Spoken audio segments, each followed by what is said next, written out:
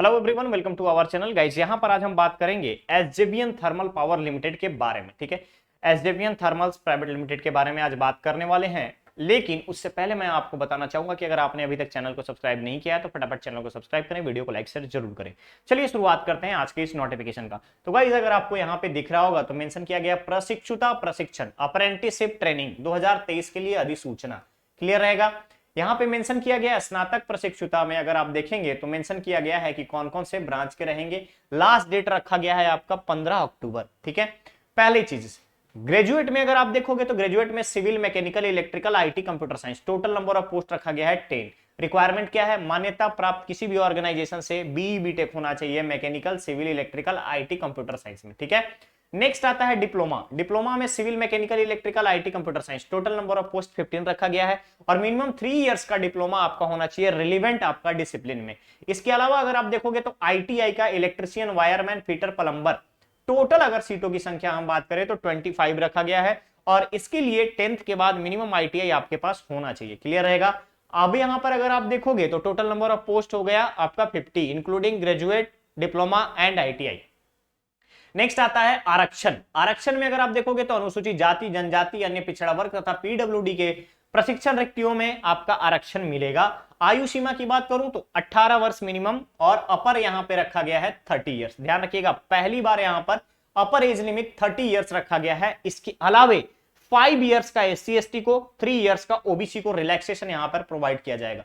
Minimum educational qualification ध्यान रखेंगे 20, 21 और 22 में कोई भी पास आउट कैंडिडेट इसके लिए अप्लाई कर सकता है। अगर आपने पूर्ववत कोई प्रशिक्षण ले लिया है, अप्रेंटिसशिप ट्रेनिंग ले लिया है तो आप एलिजिबल नहीं है। अप्लाई करने का तरीका क्या है तो ध्यान रखेंगे सरकारी पोर्टल में आप डायरेक्ट बीओएटी या एनएपीएस के पंजीकरण के द्वारा ही आप यहां अप्लाई करेंगे। तो सबसे पहले स्नातक और डिप्लोमा के लिए www.mhrdnets.gov.in पर रजिस्टर करेंगे और जितने भी आईटीआई वाले हैं www.apprenticeshipindia.org पर अप्लाई करेंगे।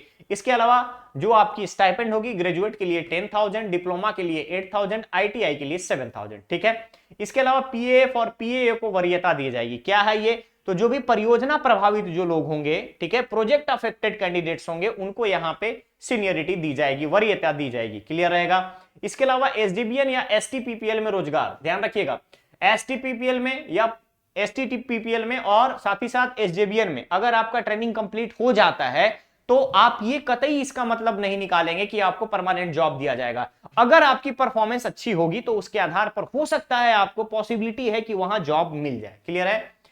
प्रशिक्षण अवधि में विस्तार के बारे में बात करें तो सबसे पहले 1 साल की ट्रेनिंग होगी, एक्सटेंशन यहां पर आपको नहीं दिया जाएगा। इसके अलावा प्रशिक्षण के दौरान आवास के बारे में बात करें तो आपको खुद का एकोमोडेशन यहां पे अरेंज करना होगा। चयन का प्रक्रिया क्या है? तो जो भी आपका मार्क्स आएगा, मार्क्स के आधार पर आपको यहां पर दिया जाएगा वेटेज। तो ध्यान रखेंगे, मान लीजिए कि 10th आपने किया है तो 20% वेटेज, 12th किया है तो आपको 20%, या 12th की जगह आपने डिप्लोमा करके बीई किया है तो भी आपको 20% और इंजीनियरिंग का कुल 60%। इसके आधार पर आपका स्नातक वालों का क्या होगा? मेरिट लिस्ट तैयार किया जाएगा। डिप्लोमा वालों के लिए 10वीं को 30% और डिप्लोमा इंजीनियरिंग के लिए 70%, आईटीआई के लिए 10th का 30%, आईटीआई का 70%। क्लियर रहेगा। यह है आपका मेरिट लिस्ट तैयार करने का क्राइटेरिया। दस्तावेज का सत्यापन यानी कि डॉक्यूमेंट वेरिफिकेशन, जैसे ही आपका मेरिट लिस्ट में नाम आएगा आपका डॉक्यूमेंट वेरिफिकेशन करवाना होगा। इसके बाद आपको यहाँ पे कॉन्ट्रैक्ट रजिस्ट्रेशन करना होगा। ठीक है, कॉन्ट्रैक्ट साइन करना होगा। आवेदन कैसे करें इसके लिए ऑलरेडी मैंने बता दिया आपको कि जितने भी ग्रेजुएट और डिप्लोमा वाले होंगे www.mhrd.nets पे जाकर के आप अप्लाई करेंगे। इसके अलावा apprenticeshipindia.org पे रजिस्टर करेंगे कौन? आईटीआई वाले। क्लियर रहेगा। चलिए, यहां पे आपको छोटे छोटी चीजों के बारे में बता दिया गया है। ऑनलाइन एप्लीकेशन आपका 6 अक्टूबर से स्टार्ट हो गया है। आज 7 अक्टूबर है और 15 अक्टूबर तक इसका लास्ट डेट रखा गया है। क्लियर है।